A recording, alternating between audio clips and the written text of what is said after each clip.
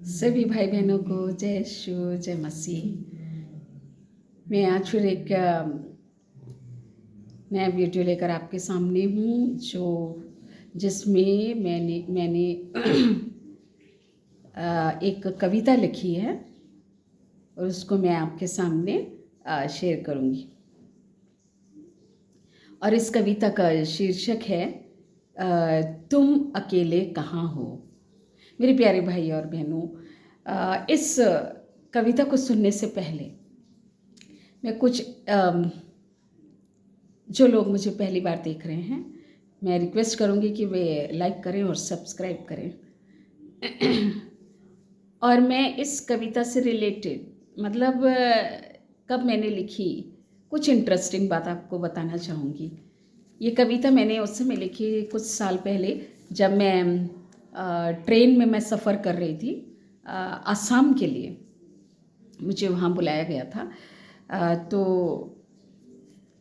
मैं उस समय थोड़ी अस्वस्थ थी और एक हाथ में मेरे कुछ प्लास्टर था, लेकिन फिर भी क्योंकि मुझे बुलाया गया था न्यू तिनसुकिया, तो मैं अकेले, एसी का डिब्बा था और मैं बिल्कुल अकेले थी।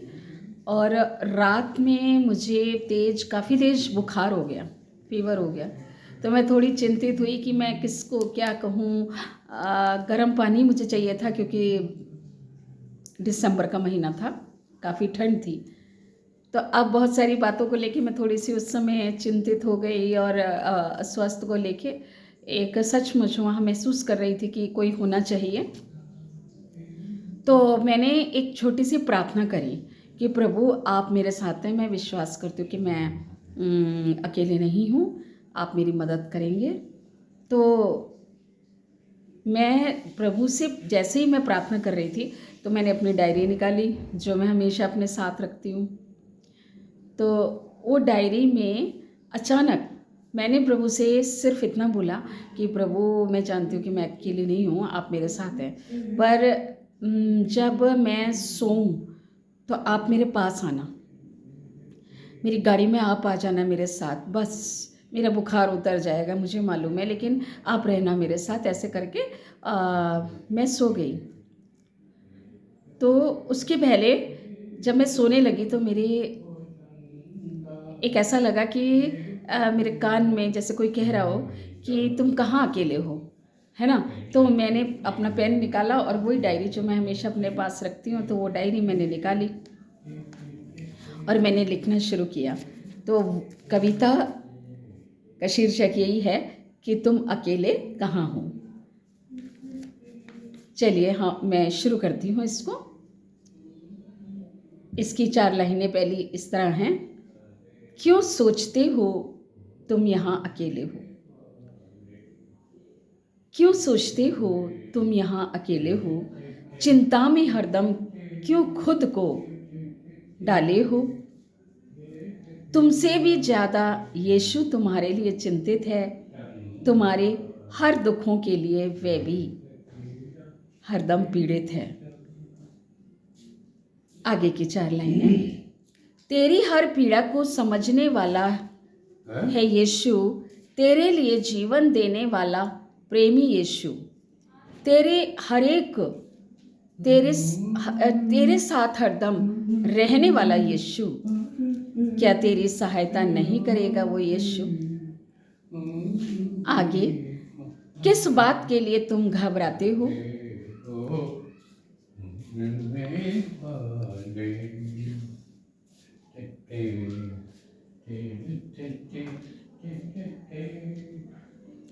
किस बात के लिए तुम घबराते हो, क्यों तुम मनुष्य के पीछे भागते हो, ये जानकर भी कि वह केवल श्वास मात्र है, उससे तो की गई हर आशा भी स्वप्न मात्र है। फिर से मैं इसे रिपीट करती हूँ। किस बात के लिए तुम घबराते हो, क्योंकि और तुम मनुष्यों के पीछे भागते हो, ये जानकर भी कि वह तो केवल श्वास मात्र है, उससे की गई आशा भी स्वप्न मात्र है। आगे की लाइनें। जो यीशु के मार्ग पर चलता है वह कभी भी निराश नहीं होता है। निराश वह मनुष्य होता है जो अकारण उसे त्याग देता है।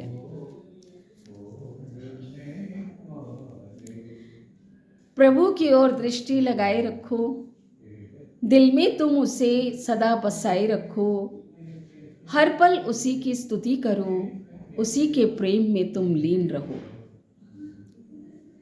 जो रखता है प्रभु पर भरोसा, वह किसी सहायक को नहीं खोजता। प्रभु सदा उसकी सुधि रखता है, वही सब कुछ का प्रबंध करता है। प्रभु से हर समय तुम लिपटे रहो, उसकी राह तुम तकते रहो, वही तो तुम्हारा सहायक और रक्षक है। उसके दर्शनों के लिए सदा लालायित रहो। मेरे प्यारे भाई और बहनों, ये मेरी छोटी सी कविता है और मैं ये तो बताना इंटरेस्टिंग बात आपको बताना भूल गई, जो मैंने पूरी बात नहीं बताई आपको। इसको लिखने से पहले मैंने कहा कि प्रभु आप मेरे जब मैं सोऊं तो आप पूरी रात मेरे साथ रहना। मुझे मालूम है आप साथ रहेंगे तो मेरा बुखार ठीक हो जाएगा। मैं आपको बताना चाहती हूँ इतना बड़ा दर्शन और ये मेरी प्रार्थना का उत्तर प्रभु ने कैसे दिया स्वप्न के द्वारा, कि मैं सो गई पूरी रात और मैं देखती हूँ कि मेरे सामने वाली सीट में प्रभु यीशु लंबे, वो तो मैंने 2-3 बार उनको देखा, तो वो बहुत लंबे और मुझे सफ़ेद वस्त्रों में, एक बिल्कुल सफ़ेद नहीं लेकिन ऑफ वाइट, ऐसे मैं उनको बड़े रोब में मैंने हमेशा देखा है। तो और वो मेरे जैसे मैं एक साइड में हूँ जो अंदर की सीटें होती हैं, तो वहाँ पर वो मेरे जस्ट किनारे पे बैठे हुए हैं और गाड़ी में एक लंबी कतार है और लोग एक एक करके उनके पास, पूरी गाड़ी खाली है, लोगों की लाइन लगी है और एक एक लाइन आकर के वो यीशु से आशीष लेकर के जा रहे हैं, हाथ रखवा के सर पे। तो मैं अपने मन ही मन उनको देख के मुस्कुरा रही हूँ और मैं बोल रही हूँ कि कोई बात नहीं, ये तो लाइन तो बहुत लंबी है लेकिन मैं भी इंतज़ार करूँगी। मैं लाइन में लगने वाली नहीं हूँ, ऐसे इतनी लंबी लाइन है ये तो। सबसे आखिर में मैं चाहती हूँ कि मैं आपके पास बैठूँ, आकर के आपकी गोद में अपना सर रखूँ और आप मुझे मतलब मैं आपसे आशीष लूँ और मैं आपकी गोद में सर रखूँ, मेरी ये इच्छा है।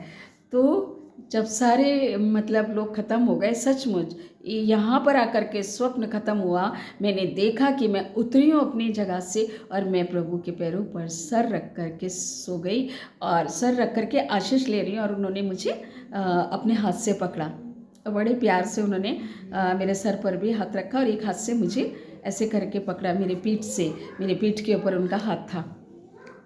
तो उस समय क्या हुआ, एक ज़ोर ज़ोर से ट्रेन में कॉफ़ी कॉफ़ी करके आवाज़ आ रही थी और लोगों की आवाज़ सुनी तो मेरी आँख खुल गई और आँख खुल गई तो वहाँ यीशु को तो मैंने नहीं देखा, पूरी रात देखा था, लेकिन वहाँ मेरे सामने 2 जो ट्रेनीज़ थे, ट्रेनिंग करने जा रहे थे फ़ौज में, बीएसएफ की ट्रेनिंग। तो वो 2 युवक, 2 सरदार कोई मेरे सामने खड़े थे और वो कह रहे थे हाँ हम पहचान गए आपको, आप वहाँ काशीपुर में हैं। तो मैंने कहा मैंने तो नहीं पहचाना कि हम सत्संग में आते हैं, आप प्रार्थना करती हैं, ऐसे करके उन्होंने बोला। तो वो बैठ गए मेरे से बातें करने और उन्होंने जा कर के मुझे बड़ी खुशी हुई कि वे वहीं पर उन्हें उतरना था जहाँ मैं जा रही थी और उन्होंने मेरा थर्मस ले जा कर के मुझे पानी ला कर के दिया और हर 5-10 मिनट में वे मुझे पूछने के लिए आते रहे और वहाँ बैठ कर के उन्होंने मेरे से काफ़ी देर बातें करी। तो मुझे भी खुशी हुई कि ये वहीं तक जा रहे हैं। तो ये प्रभु का प्रबंध था सच में, स्वर्गदूतों की तरह उन दोनों भाइयों को मेरे लिए भेजा और 3 दिन मुझे 1 पैसा उन्होंने खर्च नहीं करने दिया और वो तीनों दिन बढ़िया बढ़िया खाना और चाय और कॉफ़ी सब कुछ, स्नैक्स वगैरह वो ही सब ला करके देते रहे, पानी। तो मेरे प्यारे भाई और बहनों, प्रभु सचमुच मैंने प्रभु के प्यार को उस दिन मैंने चखा जाना और भी ज़्यादा, और मैं खुशी में जब वो लोग चले गए तो मैं सच में मेरे खुशी के आंसू थे। मैं अकेले बैठ के यही सोच रही थी कि रात को मैंने प्रभु को बुलाया और प्रभु आ गए।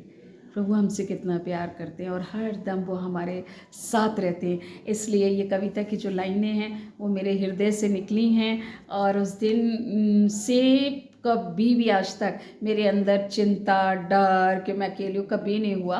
उसके पहले भी जब मैं केरला में थी तो सोते हुए उस दिन भी मैं ये सोच रही थी कि मैं यहाँ से जाऊँ, मुझे भाषा नहीं आती। जब मैं वहाँ सेवा कर रही थी मैं अपने घर चली जाती हूँ और रात में मुझे स्पष्ट आवाज़ आई। उस दिन भी मेरी तबीयत ज़्यादा ख़राब थी, मुझे बुखार था, तो मैं वहाँ से वापस आना चाहती थी और मेरे कान में आवाज़ आई कि उठो, धीरे से आई, उठो और यशायाह की पुस्तक 62 और उसका 5 पढ़ो।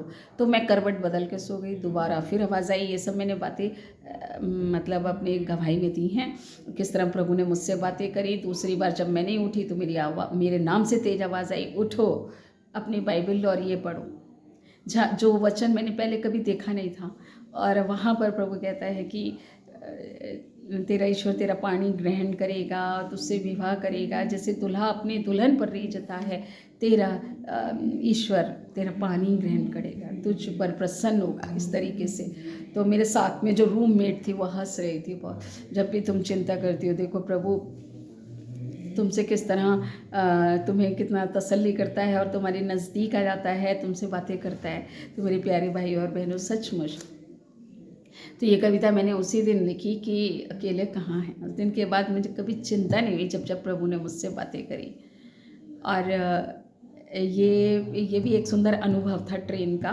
तो ये जो मैंने लिखने से पहले मैंने मतलब जो कुछ कहा प्रभु ने सुना और तब मैं लिखने बैठ गई। तो उसके बाद ये कविता मैंने डायरी में अपनी लिखी। तो मुझे उम्मीद है कि आपको ये मेरी कविता पसंद आई, अनुभव अच्छा लगा। तो अगर आपको अच्छा लगा है तो आप ज़रूर शेयर करिए, दूसरों के संग बांटिए।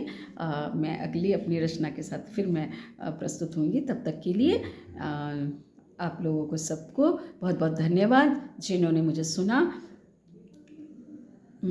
आप मेरे लिए प्रार्थना करें और आप अपने कमेंट और आप शेयर करके बताएं कि आपको कैसा लगा। तो प्रभु आपको बहुत बहुत आशीष दे। God bless you.